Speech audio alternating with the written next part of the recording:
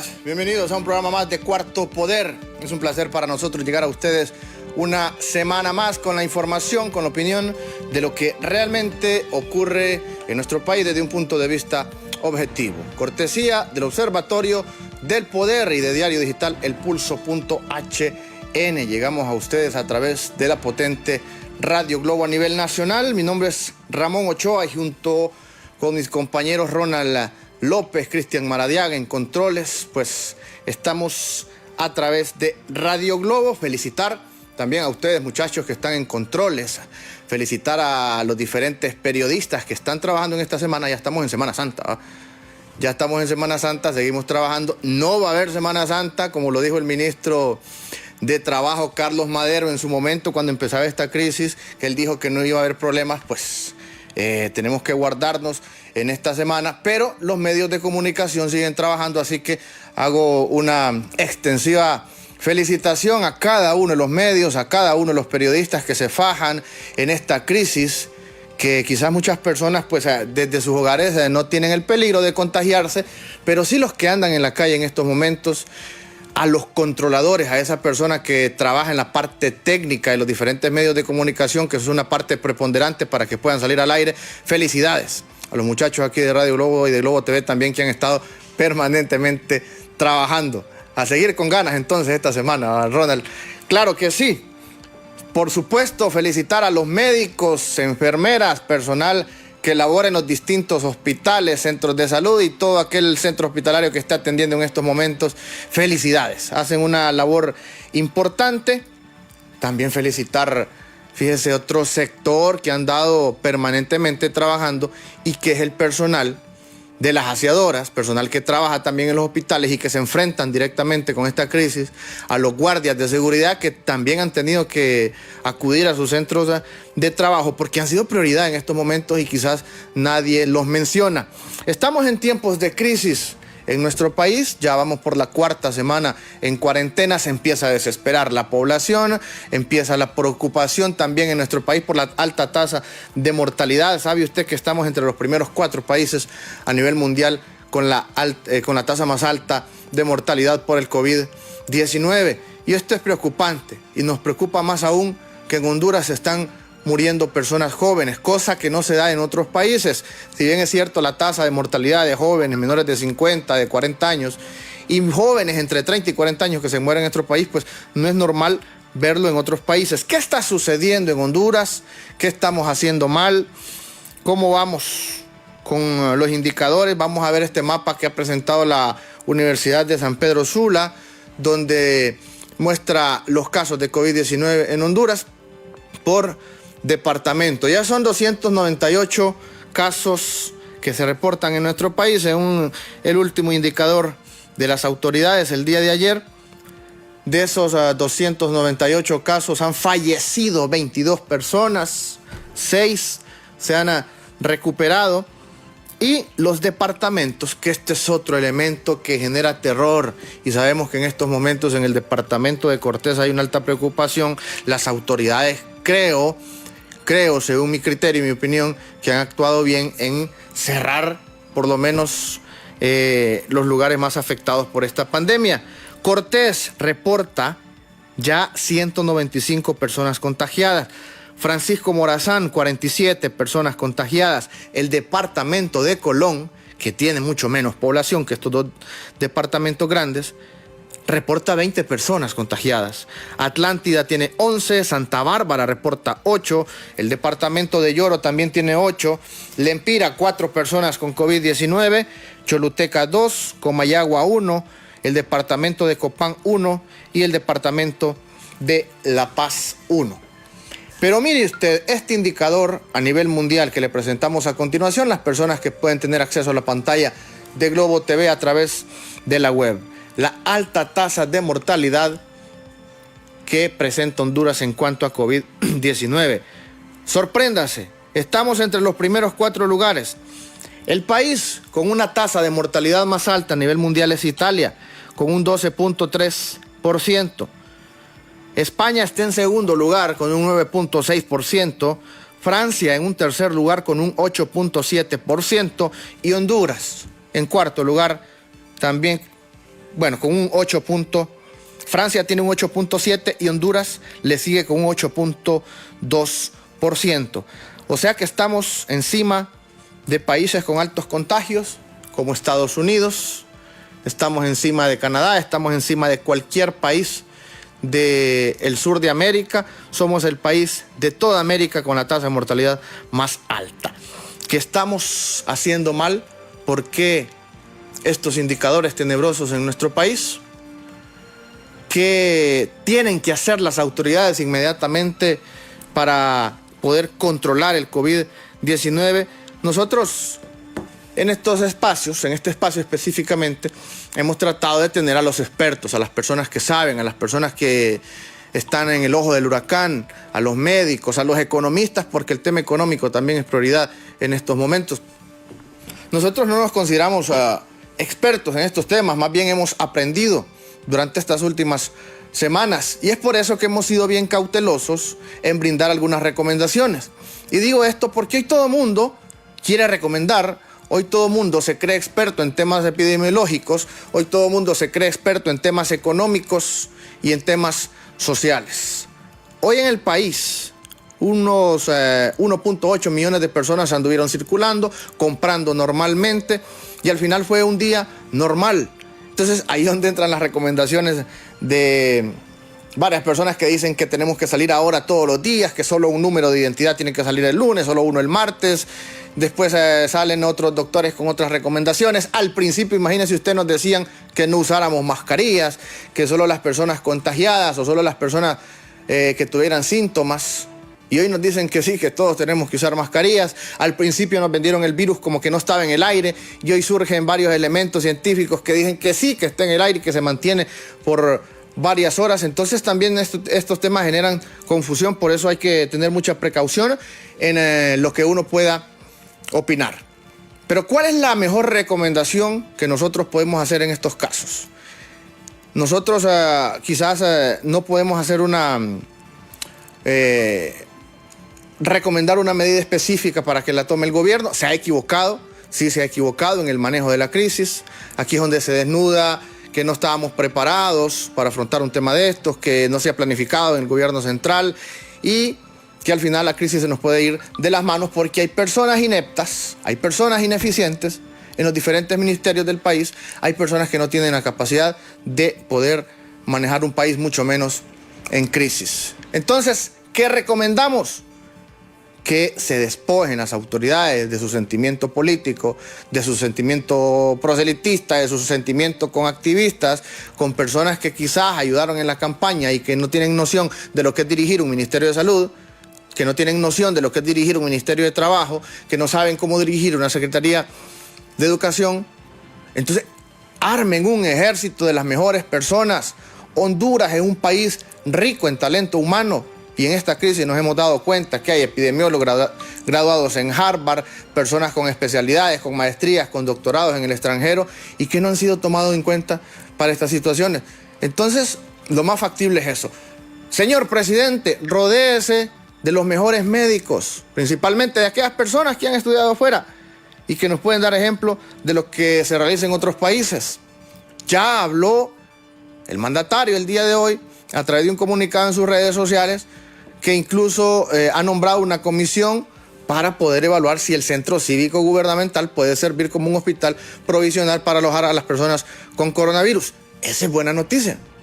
Y eso estaba exigiendo también mucha parte de la población, mucha parte de la oposición, que conviertan ese monumento a la corrupción, ese monumento al gasto excesivo que ha tenido el gobierno, que lo conviertan en un centro para atender a personas con COVID-19. Estamos totalmente de acuerdo. Entonces ahora rodéese, señor presidente, porque tampoco es fácil, y no solo es de decir convirtamos ese edificio que ya está en un 99% terminado en hospital, porque tampoco está adoptado para hacer un hospital.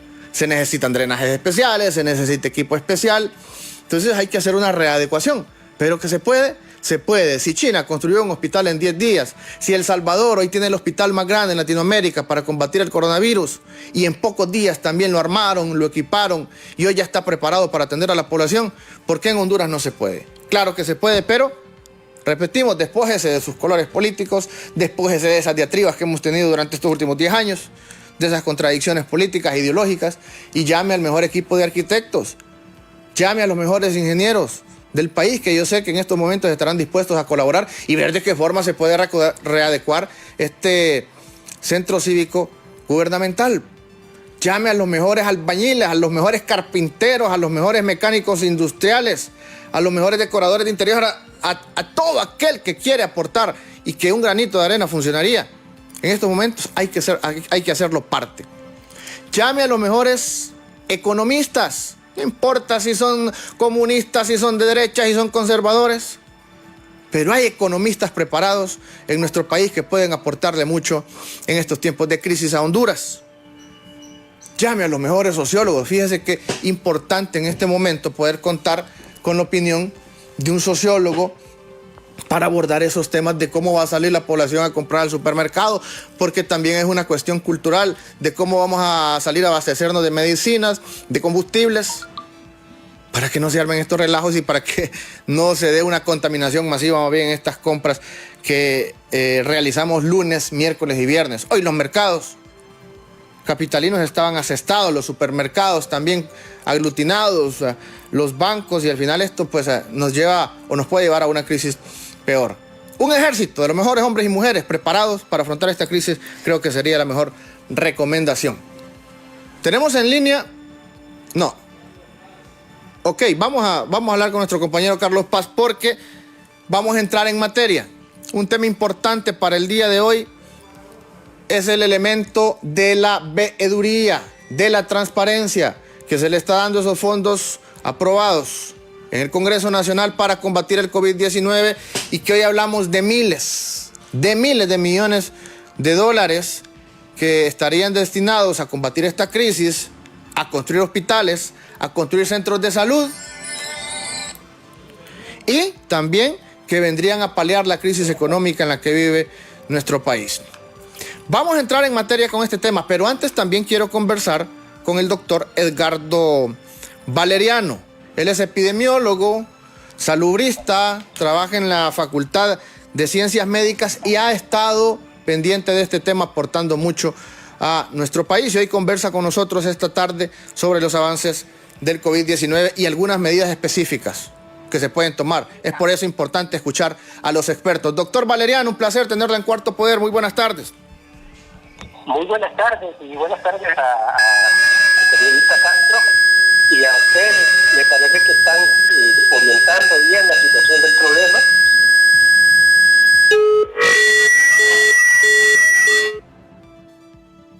Creo que ese tema lo abordamos en la primera semana de marzo. Sí. Y con otro epidemiólogo, el doctor Manuel Sierra, dijimos que el país no estaba preparado.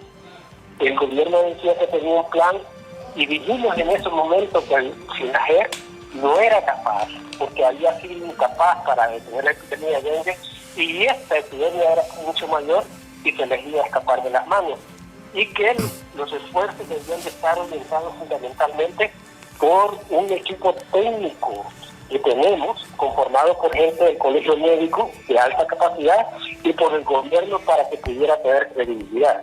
El gobierno no tiene credibilidad y ha fallado en la implementación de la fase de la epidemia, que le es capaz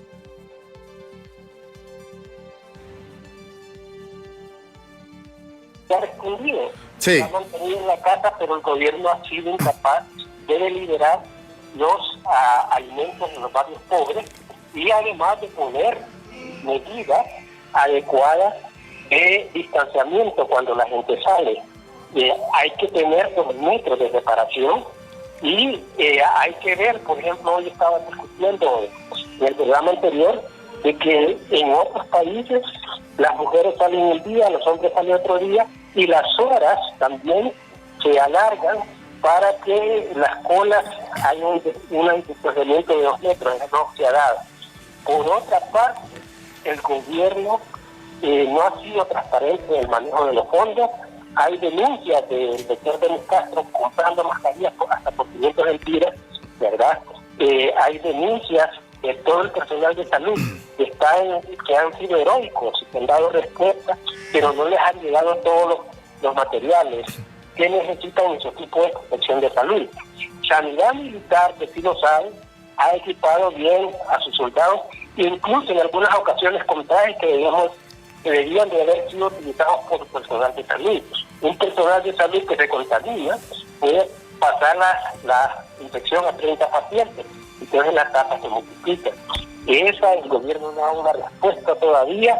Hay lugares donde los poderes, la gente está en un gran estrés, ¿verdad?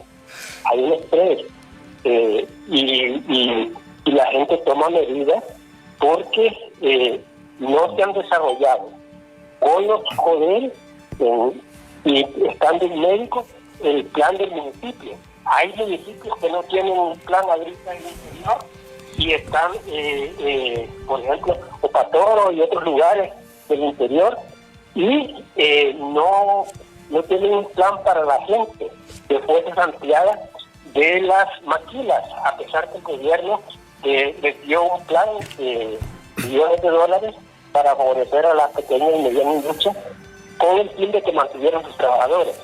Pero eso no ha pasado. Y esta gente se está moviendo del epicentro de San Pedro Sula hacia los municipios donde son originarios y hay pavor. Y yo creo que entonces se deben de crear un mecanismo alternativo.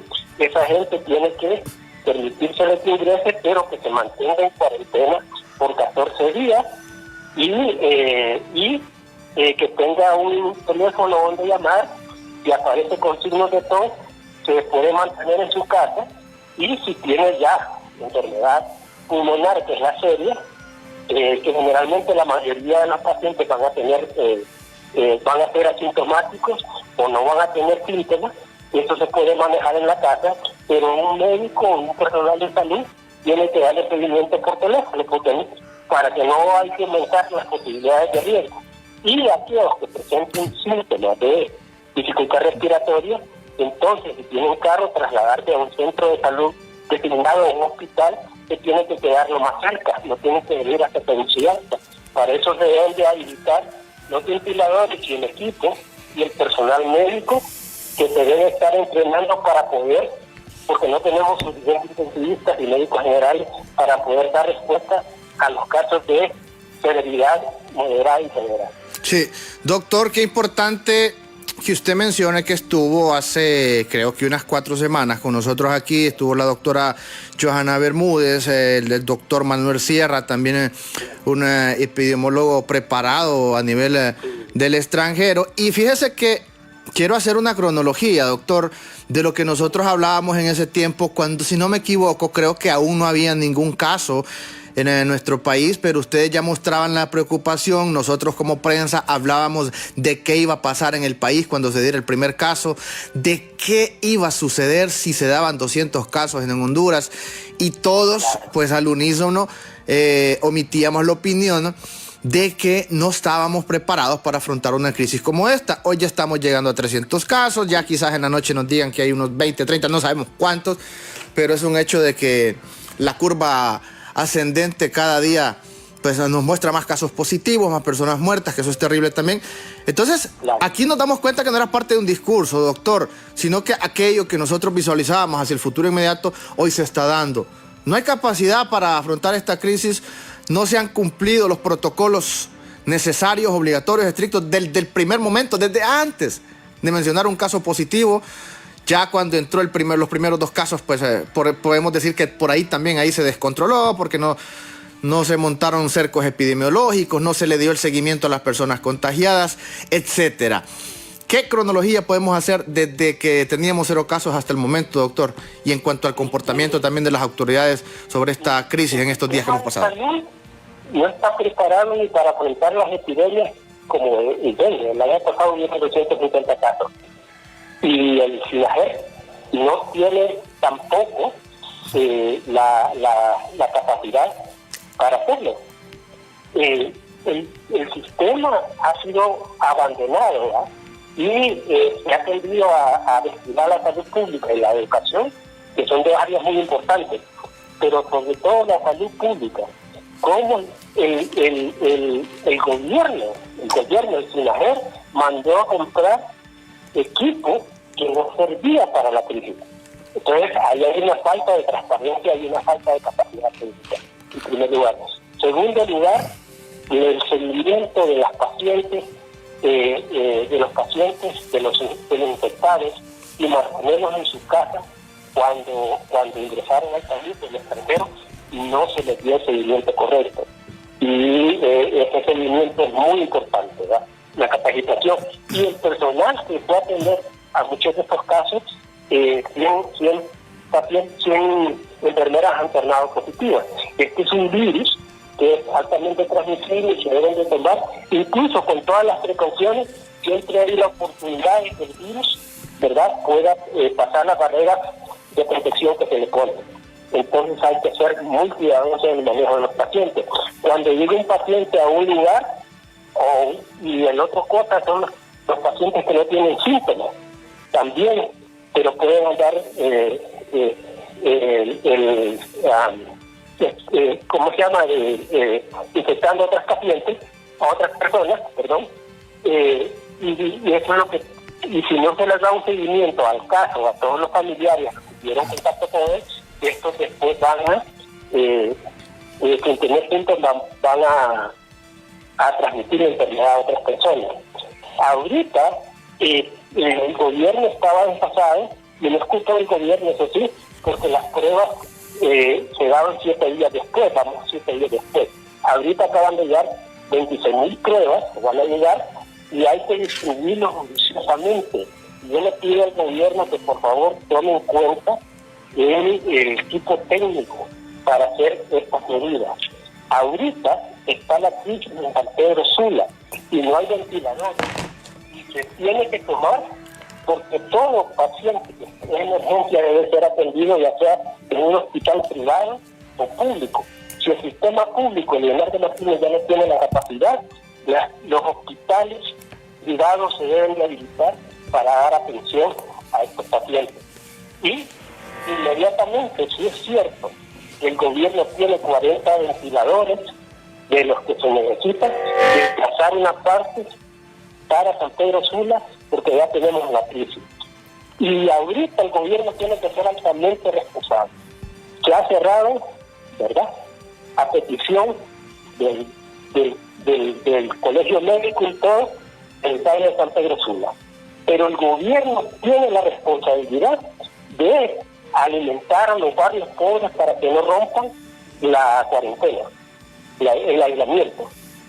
Sí, ¿verdad? Y los pacientes, por favor, le hacemos un llamado que tengan tos y todo, hay que habilitar un centro para que ver la gravedad y solo aquellos pacientes que tienen gravedad desplazarse a los centros de salud para que queden ovalados y ver si necesitan atención de ayuda ventilatoria. El gobierno tiene que proveer a la comunidad para no romper el aislamiento, las medidas de aislamiento, las comidas. Y es urgente porque si no, esa cuestión se va a disparar porque la gente va a salir. Los familiares van a salir de los pacientes que tienen enfermedad, los que ya tienen enfermedad y que no son sintomáticos, y van a transmitir. Y por favor, si por cualquier necesidad tienen que salir, mantengan las medidas de aislamiento de 2 metros. Eso es una de 2 metros. Pero por favor, si no tienen nada urgente que hacer, que la gente lo sabe. Así es. Así es. Cristian, si nos ayuda con la rotulación del doctor Edgardo Valeriano, no Martínez. Gracias.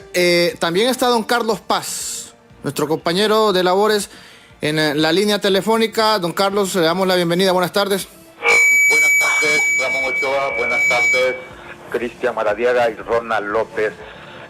El doctor Edgardo Valeriano, buenas tardes. Tengo la consulta. Usted manifestaba que hay que monitorear a las personas cuando ya están sospechosos y están en encierro en su hogar. Yo considero que la gente muy difícil va a recurrir a lo que es el centro de salud o no digamos al hospital por miedo a la estigmatización, que la atención tendría que ser presencial, porque quizás va a buscar ayuda médica cuando ya tenga problemas respiratorios. Esa es una de las consultas. Y el otro tema, doctor Valeriano, es que San Pedro Sula, el Valle de Sula en general, es el centro industrial del país que concentra las grandes fábricas. Por lo tanto, tiene mujeres y hombres de todo el país que recurren por el trabajo. Hoy que esto está paralizado y en toque de queda total, estas personas retornan a sus comunidades y son de departamentos como Lempira, Intibucá, La Paz y otros del país, y lo están haciendo de manera clandestina, o sea que prácticamente hay tráfico de personas que les apoyan con transporte en horas de la madrugada, es la información que tenemos. Y ese caso que el hospital que se está... No, el equipo que se trasladó fue el viernes para San Pedro Sula, y según el doctor Francis Contreras, vocero en del SINAGER, va a empezar a trabajar hasta el 15 de abril. Le agradezco mucho la atención, doctor Valeriano.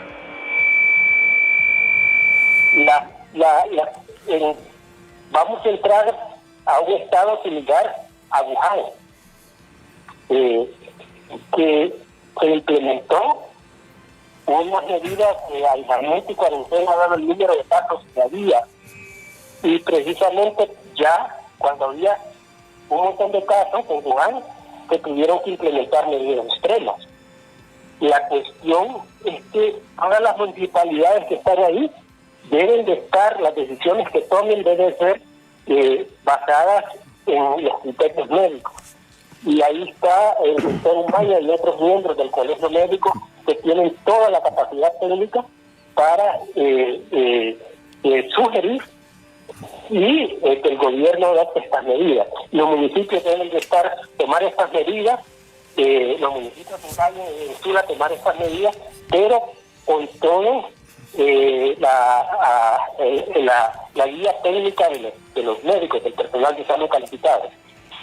Por otra parte, a los municipios del interior, porque la gente va a salir, yo les digo que no tomemos esas medidas de no recibirlo, pero cada persona que llegue de esta zona y de otras zonas que también pueden estar, tiene que pasar por una cuarentena. Necesitamos inmediatamente poner un servicio telefónico para todas las personas que lleguen y que se recluyan en sus casas y que se le dé seguimiento por teléfono. La mayoría de la gente no va a tener síntomas aunque esté infectado, por eso debe permanecer en sus casas y estar llamando. Si aparecen síntomas, resfriados, tos, calenturas, constipación nasal, todo eso, debe permanecer en sus casas y aislarse en un solo cuarto, ¿verdad?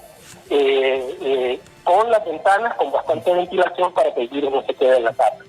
Las personas de la casa deben de permanecer en la casa y las municipalidades deben de proveer todos los alimentos necesarios. Si la persona, ¿verdad?, tiene dificultad respiratoria, ¿verdad?, entonces tiene que asistir a un centro, a un sitio denominado que cada alcaldía y municipalidad debe tener ya, y contactar a ese equipo con un carro de emergencia para que sea trasladado inmediatamente al sitio. Ahí yo creo que las ambulancias militares deben de cumplir en los distintos una función junto con los miembros de la Cruz Roja, que deben de estar ya capacitados con todas las medidas para trasladar de forma segura a los pacientes graves a los sitios. Los pacientes que no están graves no deben de ser trasladados a ningún sitio de cuarentena porque va a sobrepasar la capacidad, y además ellos en sus casas pueden tener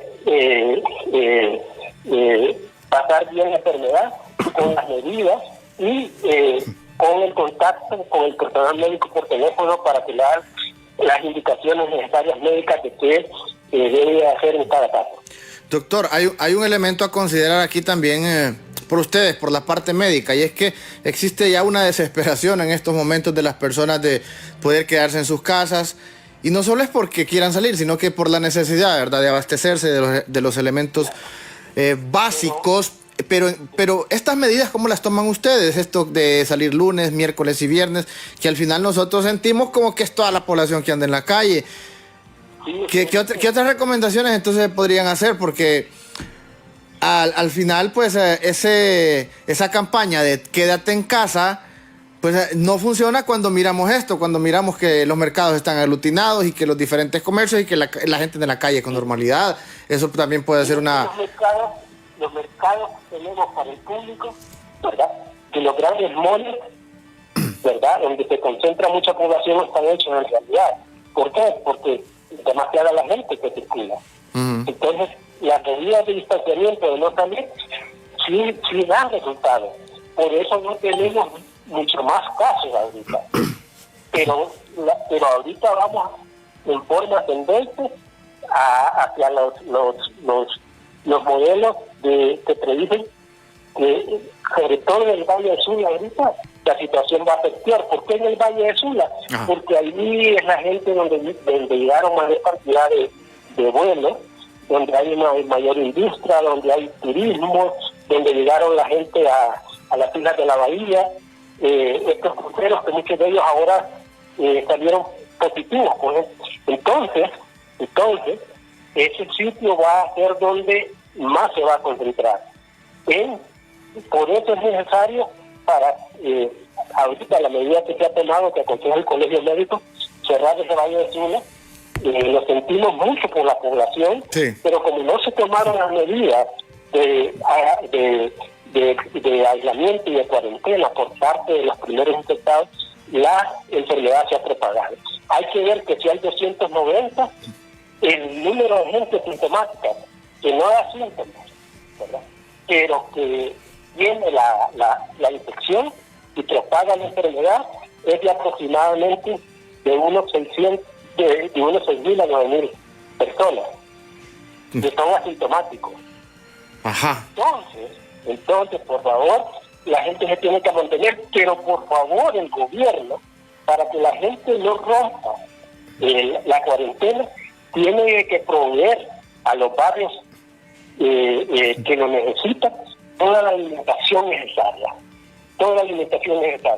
Y como dice, ahí está, por ejemplo, y deben de estar las reservas el gobierno, si tenía el plan, porque todo el mundo estaba avisado de lo que pasó en Wuhan, ¿verdad? Sí. A Wuhan, el ejército chino movió cientos de aviones, le metió más de 70.000 personal médicos para darle frente a la epidemia y empezaron una producción masiva de ventiladores. Bueno, aquí lo deberíamos importar.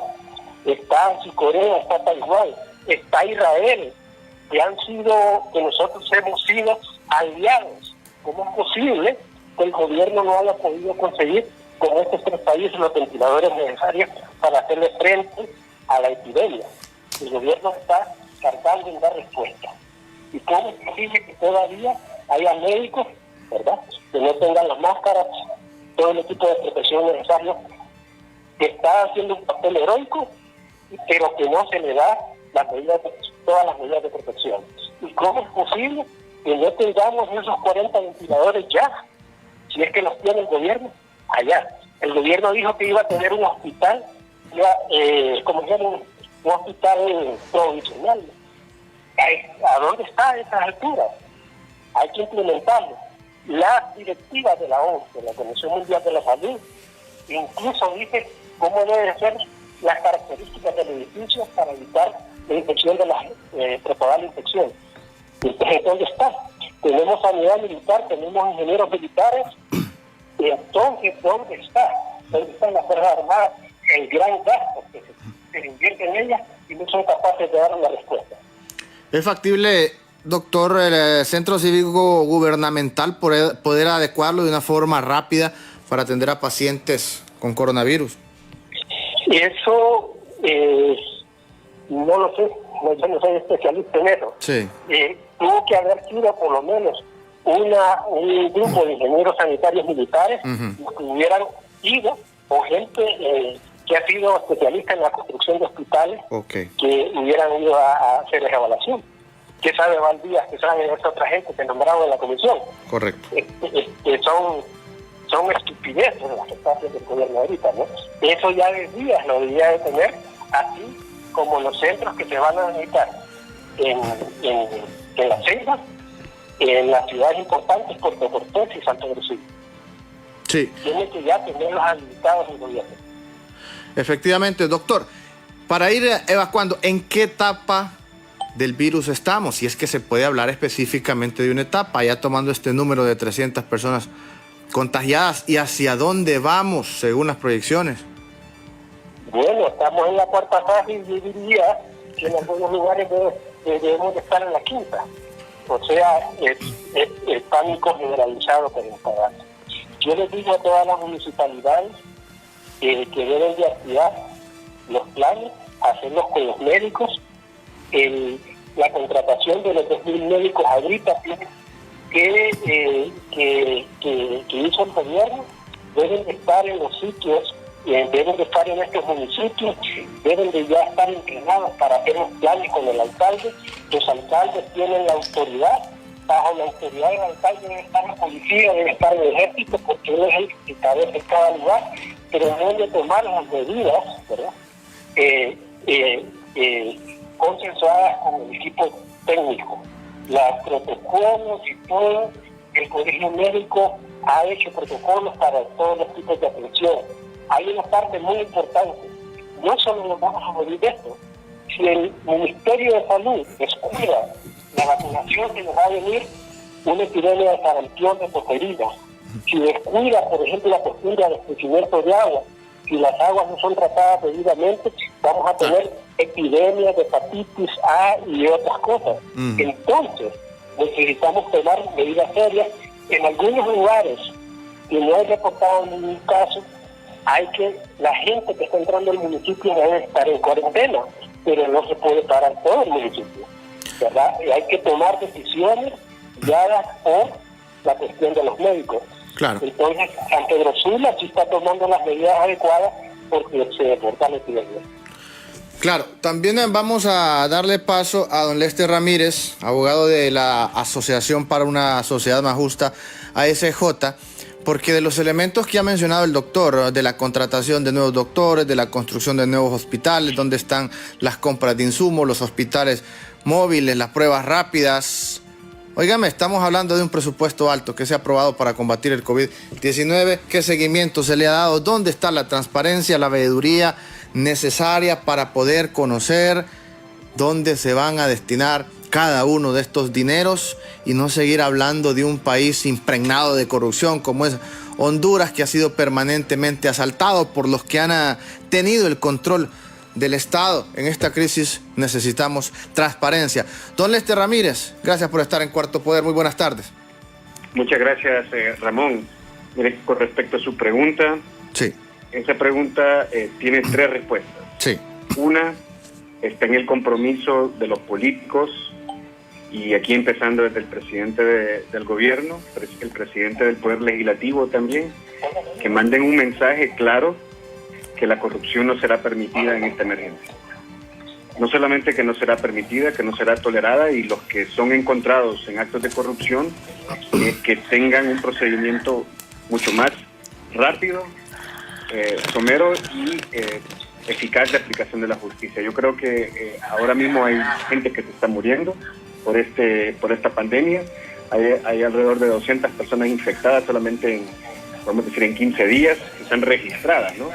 Y según la tendencia esto va a ir incrementando. Entonces, la primera parte de su respuesta, o su pregunta, perdón, tiene que ir para los liderazgos de este país, ¿no? En segundo lugar, creo de que ahora mismo el SINAGER es el centro de la información que se está produciendo y se está generando, y el que está realizando todas las compras. El SINAGER, en el marco de su ley, ya establece parámetros donde tiene que estar coordinado todos los esfuerzos, y uno de los esfuerzos que hace falta justamente es el esfuerzo de transparencia y rendición de cuentas. Entonces, eso sería la segunda respuesta, y ahí creo que lo que se puede trabajar al corto plazo es buscar cómo se puede tener un portal de transparencia para la emergencia del COVID, y que estén todas las instituciones, y que podamos identificar cuánto gasta Copeco, por ejemplo, cuánto gasta la Secretaría de Salud, cuánto está gastando la Secretaría de la Presidencia, cuánto está gastando hasta el mismo FONAC. Entonces, eso es un tema que es muy importante, ¿no? Claro. El otro tema que es importante es ya los entes contralores y los entes de aplicación de justicia. Se tienen que activar para este proceso también. Tanto las auditorías del Tribunal Superior de Cuentas, que sabemos que los retos que tienen a nivel histórico, pero también el rol del Ministerio Público una vez que ya se empiecen a dar las denuncias, ¿no? Yo creo que esos son los tres elementos que se deben tomar desde el Estado. Obviamente son acciones que el Estado es responsable de hacer en este momento, y ustedes como medios de comunicación, nosotros como organizaciones de sociedad civil estamos llamados a monitorear, a denunciar, pero no tenemos el mandato legal de aplicar la ley y procesar o encarcelar a los corruptos, ¿no? Claro, y en eso estamos muy claros, que aquí es un compromiso de los políticos, como usted establece. El problema es que, conociendo la idiosincrasia de la clase política en nuestro país, nos genera preocupación de que se hable de 4.200 millones de dólares destinados, o que el presupuesto puede ser readecuado, o se puede endeudar más el país debido a esta situación. Estamos hablando de una cifra alta y aún no miramos los resultados. Todavía hay centros hospitalarios que denuncian que no les ha llegado equipo médico. No hemos visto la compra de respiradores, sí algunas donaciones, pero no sabemos específicamente cuántos respiradores se han comprado, y la dotación en general a los diferentes centros, que tienen que estar al 100%, la contratación de nuevos médicos, don Lester. O sea, son cosas que incluso como prensa desconocemos, que le hemos preguntado a autoridades, a diputados, y no saben explicarlo. Es por ello que ustedes también, como sociedad civil, es cierto, ustedes no pueden aplicar la ley, no pueden meter preso a nadie, pero aquí es donde nace una esperanza de la población hondureña hacia instituciones, en este caso como ASJ, de poder realizar por lo menos un trabajo de veeduría en estos casos. ¿Cuál sería su participación como institución para poder darle transparencia a estos procesos? ¿Hay alguna incidencia específica por parte de ASJ? Bueno, nosotros como organización de sociedad civil, al igual que el CNA en su momento, y otras muchas más a nivel local, también comisiones ciudadanas de transparencia, vamos a hacer el máximo esfuerzo de hacer un monitoreo de los presupuestos, una veeduría de la entrega de los bienes e insumos médicos. Estamos hablando de que son 18 departamentos, son 9 millones de hondureños, una red hospitalaria de 30 hospitales, cientos de centros de salud municipales. Entonces, este es un tema y una acción que tiene que ser coordinada desde el Estado, nosotros aportando lo que podamos, porque es un empréstito de enormes magnitudes. Sin embargo, como usted dice también, el trabajo es que la población busca resultados, busca que se resuelva sus problemas, sus temores, la incertidumbre, está el tema económico también. Entonces, aquí es cada uno aportando su grano de arena, ¿no? Ahora mismo nosotros, como organización, estamos revisando portales, el mismo CEFIN lo estamos revisando, estamos hablando con personas de Invest, que es instancia de contratación pública en este momento, durante la emergencia. Estamos revisando realmente también cómo se están comprando las pruebas rápidas, que es un tema que de corto plazo es fundamental saber, y cómo es el proceso. Entonces, nosotros, a través de nuestros mecanismos de auditoría social, nuestros mecanismos también de periodismo de investigación, a través de Revistazo, por ejemplo, el día miércoles a las 10 de la mañana tendremos un webinar, un foro vía internet con los 4 diputados y diputadas de las fuerzas políticas mayoritarias. Radio Globo está invitado a participar también, a hacer sus preguntas, y bueno, como le digo, Ramón, es cada uno aportando, ¿no?, en este momento. Claro, y hay preguntas que a nosotros nos gustaría hacerse a las autoridades, personas del gobierno, diputados que están involucrados directamente en esta situación, pero fue bien difícil comunicarnos hoy con ellos. ¿Qué conocimiento tiene usted de la compra de las pruebas rápidas hasta el momento, hasta el día de hoy? Ahora mismo, lo único que sé yo es que el proceso que se está haciendo es que se hacen en los clippers. Ajá. Lo ideal, según los procesos en otros países, es que hay brigadas de la Secretaría de Salud en otros países que buscan las zonas, se puede decir, los focos de alto riesgo para hacer pruebas anticipadas. En otras palabras, el hondureño tiene que sentir algunos síntomas para ir al Clipper. En otros países donde se están incrementando las pruebas y que se está buscando reducir la curva o bajar los niveles de contagio, por ejemplo, Panamá está haciendo alrededor de 600, 700. El mismo El Salvador, aquí nomás a la par, realizó 500. Nosotros andamos, ayer vi que estábamos en alrededor de 100, anteayer en 55. Entonces, esos son los detallitos que van a hacer la diferencia. Obviamente entendemos, y yo creo que también la audiencia debe comprender de que las pruebas están escasas en el mercado internacional. Hay diferentes niveles de calidad de pruebas, y todo esto es lo que nosotros queremos investigar, y esto es uno de los elementos que puede contribuir a estos esfuerzos de mayor transparencia y rendición de cuentas, ¿no? Pero como le digo, Ramón, aquí todos estamos en el barco. Si no remamos para el mismo lugar, nos vamos a hundir, ¿no? Claro, le pedimos que se quede en línea porque también tenemos al doctor Edgardo Valeriano. Doctor, este tema es importantísimo. Lo mencionaba usted, las pruebas rápidas. Ya lo está haciendo El Salvador, 400, 500. Se habla de 5,000 pruebas rápidas en Estados Unidos. Sería un elemento preponderante para dar con las personas, con los posibles contagiados. Pero, doctor Valeriano, si aquí no se le ha dado el seguimiento, si aquí no se han montado cercos epidemiológicos, si incluso ni las primeras personas contagiadas en nuestro país estuvieron en cuarentena, sino que anduvieron libremente hasta haciendo reuniones, ¿cómo se aplicarían esas pruebas rápidas entonces en nuestro país? ¿Hay que ir a cada colonia, hay que ir a cada bloque? ¿O de qué manera, doctor? Para hablar un número, vaya, significativo, si hablamos de entre 500 y 1,000 pruebas diarias, creo que tendríamos indicadores más importantes. Porque como dice don Lester Ramírez, tampoco, óigame, no podemos estar haciendo 50 pruebas diarias, 80 pruebas diarias, cuando probablemente hay cientos de personas o miles de personas ya contagiadas, doctor.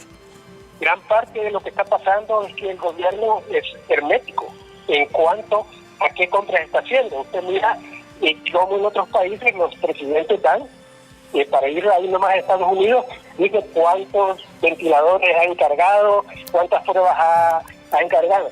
Ahorita se van a hacer las pruebas rápidas porque es una donación del Banco Interamericano de Integración Económica, el gobierno no ha dicho cuántas pruebas ha mandado a comprar, ¿verdad? Entonces, ese es un problema que tenemos, que no da cuenta solo para decir el número de casos y todo. Yo le sugeriría a los compañeros de la ASJ que deben de ser más proactivos.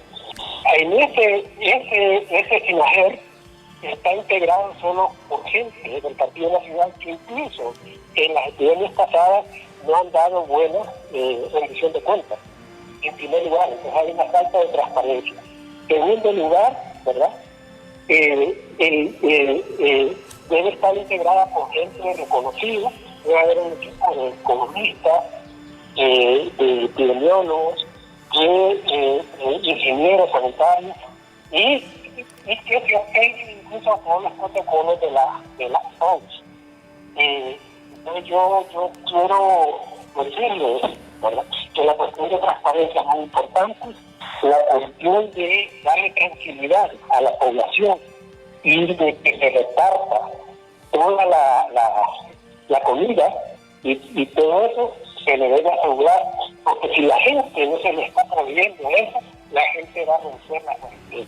Entonces hay que volver a empezar y el problema se va a ir agravando. Ahorita tenemos la oportunidad de demostrar el gobierno que está interesado en resolver, y la OSJ debe ser proactivo. ¿Dónde está la repartición en todos los barrios que lo necesitan y para toda la gente? Así es, doctor. Abogado Lester Ramírez, también hay otro elemento aquí que está escondido. ¿Quiénes son los proveedores? Estas compras de emergencia al final determinan que hay indicios de corrupción al comprar productos sobrevalorados, productos básicos, ¿verdad?, como el gel de manos, el alcohol, equipo médico también, que ya se mencionan algunas denuncias de compras sobrevaloradas, y que lógico que hay que hacer una investigación exhaustiva y profunda para conocer y para que no se drenen dinero del Estado y que no existan estas fugas, porque al final vamos a tener una gran cantidad de compras, pero muchas de ellas pueden ser sobrevaloradas. En efecto, Ramón, mire, han pasado prácticamente 2 meses desde que se inició el flujo presupuestario hacia la emergencia. El gobierno en algún momento, y si hacemos memoria de lo que pasó en el Mitch, el gobierno en algún momento se va a dar cuenta de que no se va a dar abasto. Yo creo que ya poco a poco se va a ir dando cuenta. Vi que ahora el presidente Juan Orlando ya estaba revisando el centro cívico gubernamental para ver si es factible utilizarlo como un centro asistencial. Creo que esos son ya pasos que demuestran de que el gobierno escucha de la presión social, la presión de los medios de comunicación y de grupos también, así como ASJ, la misma comunidad internacional, ¿no? Creo de que a medida que el tema de los proveedores, que entiendo que también la señora ministra de Secretaría de Finanzas está muy enterada de la situación, y se busque una respuesta, entenderíamos que esos riesgos de corrupción van a ir reduciendo. Ahora lo importante es hacer la presión en el gobierno, en el Instituto de Acceso a la Información Pública también, que es, se puede decir, rector del sistema de información pública en Honduras, que haga su trabajo.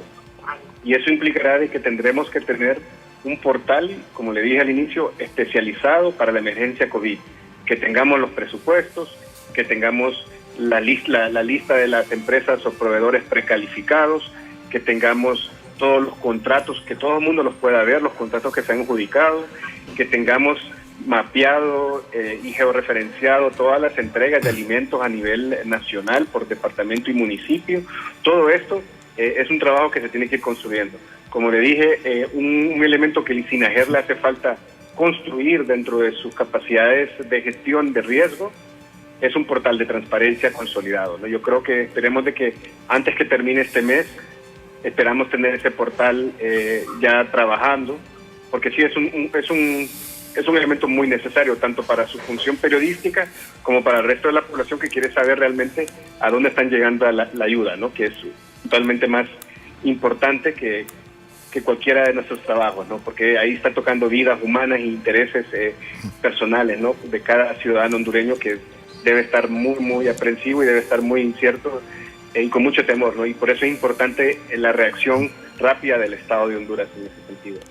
Sí, abogado, le agradezco su comunicación, su aporte, y esperemos que esta crisis no sirva para poder crear nuevos ricos en nuestro país que se sirven acá. Esperemos que no, más bien esperemos que esto sea un parteaguas para un nuevo país, un nuevo Estado más igualitario y más al tono con el sentimiento de los más pobres, ¿no? Así es. Muchas gracias, abogado. Gracias, a la orden. Y nos despedimos con el doctor Valeriano. Doctor. Creo que lo que dijo el compañero Sí. ahorita, lo que anterior, fue muy importante. Mire, esta crisis se tiene que enfrentar con una idea de toda la población hondureña, integrar a todos los sectores, integrar un comité técnico en distintos campos, desde sociología a psicología y todo, para dar respuestas. El presidente debe ser transparente, tiene que decir, junto con el gobierno, qué es lo que están haciendo, cuántas pruebas rápidas están comprando, cuándo van a venir al país, dónde están los ventiladores, cuántos ventiladores van a mandar inmediatos a todos los culas, y el equipo médico, intensivista, tiene que revisar bien todo y se necesita para dar respuesta a este momento. Entonces, a la población hondureña tengamos fe. Hemos salido de crisis de corrupción más grandes, hemos sobrepasado el INS y vamos a salir adelante. Somos un pueblo fuerte, vamos a salir adelante, pero por favor, mantengamos el distanciamiento, mantengamos el aislamiento, mantengamos la cuarentena, que los alcaldes tomen su papel en cada municipio, que se dejen estudiar con los protocolos y que no hunda el miedo. La razón que debe anteponer y las guías técnicas y científicas deben de implementarse en todos los lugares junto con el personal médico de salud. Y los distintos médicos que sean contratados, que se entrenen bien y que vayan a los sitios donde está la epidemia con todas las medidas de protección, porque sería una irresponsabilidad grande que me mande este personal sin la debida capacitación y el tipo de protección. Muchas gracias. Muchas gracias a usted, doctor Edgardo Valeriano, epidemiólogo y salubrista de la Facultad de Ciencias Médicas. Excelente aporte que nos ha hecho esta tarde. Gracias a usted, amigo y amiga, que nos está escuchando a nivel nacional a través de Radio Globo y que nos está viendo a través de la web en Globo TV. Lo esperamos mañana. Vamos a estar siempre en punto de las 4 de la tarde en un programa más de Cuarto Poder, tratando de analizar la realidad del país desde un punto de vista objetivo. Recuerde tomar las precauciones. Quédese en casa, es la única solución. Pero a las autoridades también les hacemos el llamado. Atiendan a la población. Los alcaldes también les hacemos el llamado. La población los necesita. Don Papi a la orden. Los capitalinos se preguntan, ¿dónde está metido el pueblo capitalino? Más de 80 barrios, 800 barrios y colonias que están sumergidos en la pobreza. También se preguntan a dónde está el alcalde en estos momentos. Que la gente quiere quedarse encerrada en su casa, así para no contraer el virus, pero no hay alimento, hay hambre en los distintos municipios de Honduras. Será hasta mañana. Mi nombre es Ramón Ochoa. Gracias por su sintonía. Buenas tardes.